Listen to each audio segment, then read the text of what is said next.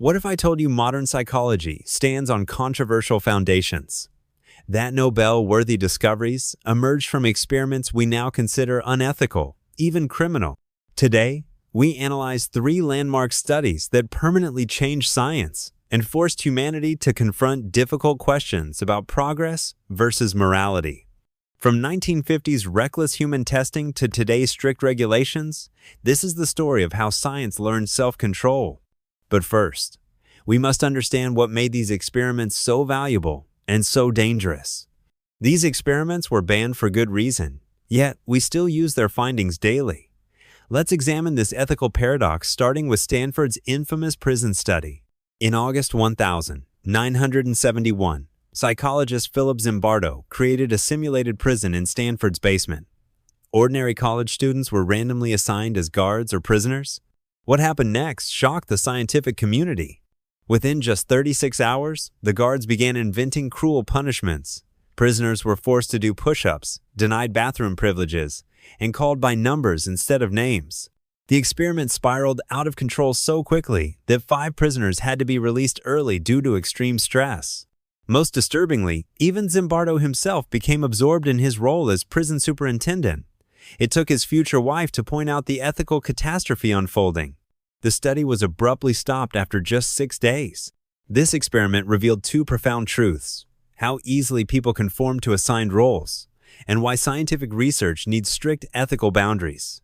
It directly led to modern institutional review boards that now oversee all psychological studies.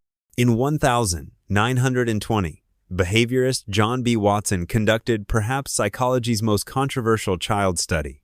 9-month-old little Albert was conditioned to fear white fluffy objects through loud, frightening noises.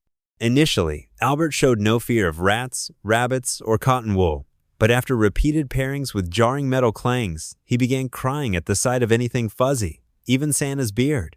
The study proved emotions could be conditioned, but at what cost? Modern psychologists still debate.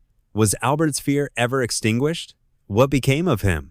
Watson never reversed the conditioning, violating today's most basic research ethics.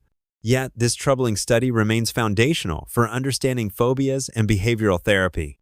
During the Cold War's peak, the CIA launched Project MKUltra, a secret program exploring mind control techniques. From 1953 to 1973, unwitting citizens were subjected to LSD dosing, sensory deprivation, and psychological torture. Documents reveal doctors gave LSD to mental patients, prisoners, and even CIA employees without consent. One victim, Frank Olson, fell from a hotel window after being drugged. The truth was buried for decades until congressional investigations in the 1970s.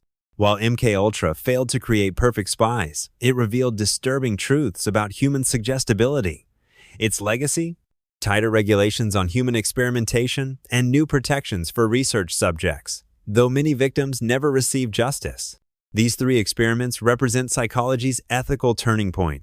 They gave us invaluable insights into human behavior, but at unacceptable human costs. Today, institutional review boards ensure such violations never recur. The paradox remains. Can we still benefit from this tainted knowledge? Should we use findings obtained unethically?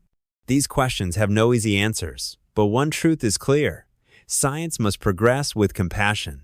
If you found this exploration of psychology's dark history thought-provoking, subscribe for more ethical deep dives.